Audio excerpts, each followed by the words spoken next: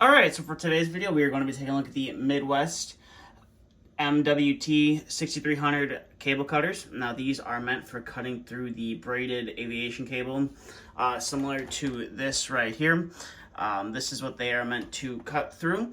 Now, I did previously review a pair of the Knipex ones here on the channel, but I recently decided to try out the Midwest version of the cable cutters to see if they perform any better than the Knipex ones.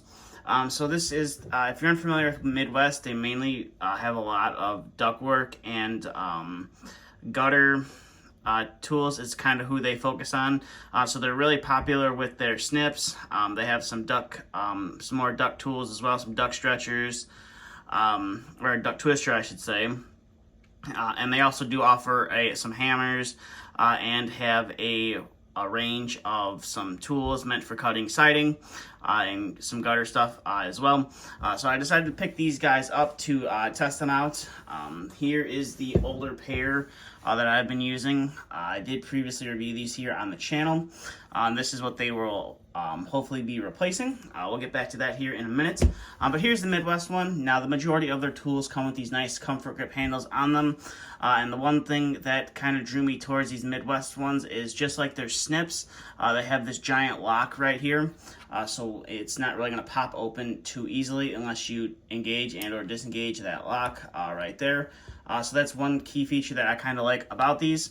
Now the tool does open and close fairly easy, as you see right there. Now the majority, if not almost all of Midwest, the tools that Midwest makes are made here in the United States, and this is not an exception. It is made here in the States. And like I said, if you're wanting more information from Midwest, you can check out their website right there. It's right there on the handle. And then, of course, made in the USA since 1945. Now, they do make a large variety of tools. I'm not 100% sure if they're all made in the United States, but I know pretty much every tool that I've owned from Midwest has been made in the States. So there is that. Here's kind of the back side. Your handles are kind of the same. They just have the logoing and stuff there on the back. And it does appear that you could potentially replace these cutting edges. I haven't really looked into replacement cutting edges, but it is held in by a little torque screw, both of them. Now, I would assume to get those cutting edges off, you would have to take the nut here on the back off and take it off just to replace it. I haven't really gotten that far into it. And then you got the Midwest right there on your lock, which is nice. Now, one thing about these is it is pretty much like a bare metal, so if they do get exposed to moisture, they will start to rust and or discolor. I just got these, so there's nothing too crazy on them yet. So that's just one thing to note about them, and if they do get stiff, if you leave them outside, they get wet or whatever, all you gotta do is put some oil on there and they loosen right back up. But now we can get to some of the functionality of the tool. Like I said, it's mainly for cutting aviation cable, so that's what we're going to do.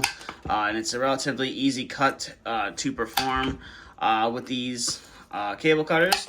It's quite a bit different than the Knipex ones that I have. You don't have as loud of a cut. Cutting through the aviation cable. So I'll show the Knipex ones right there. As you can see, you can definitely hear that cutting a lot more louder with these. Now, the whole reason that I decided to upgrade to the Midwest ones over the Knipex ones is I've had quite a few problems with these Knipex ones.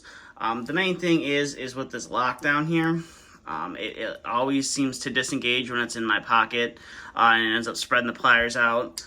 And then I also have a problem with the lock coming out of the tool, so you can see it is kind of like recessed in there in the tool, and I've had problems with this guy popping in and out, and I've had to hit it in quite a few times. But other than that, that's the only problems I've really had with this tool. I know Knipex does make a great tool, but I just decided to try something different and go down another avenue. So that is why I picked up these Midwest cable cutters, just to see kind of how well they perform and how well they hold up compared to the Knipex ones. Now, I pretty much have been using a pair of cable cutters on a daily basis. I'm working on quite a few big jobs right now, and we're hanging a lot of ductwork with cable. It's a lot of spiral ductwork that we're working on, and the preferred way to hang it and the cleanest way to hang it when it is exposed is to use the aviation cable to hang it. So I pretty much have put these guys through the ringer since I've gotten them, and they've performed very well, and they still perform to this day very well. But I'm just looking to try something different, so I'm hoping that I have some good luck with the Midwest ones. But with that being said, that's kind of all I have for this video. So if you have any questions, comments, concerns, please feel free to leave them down in the comment section below. And if you want more information on these Midwest cable cutters, I'll leave a link down to the Midwest webpage for these if you're looking to maybe pick yourself up a pair of them, or if you're looking to just find out a little bit more information about them, go ahead and check that link out in the description below. But that's all I have for this video. So if you have any questions, comments, concerns, like I said, please feel free to leave them down in the comment section below. And that's all I have for this video.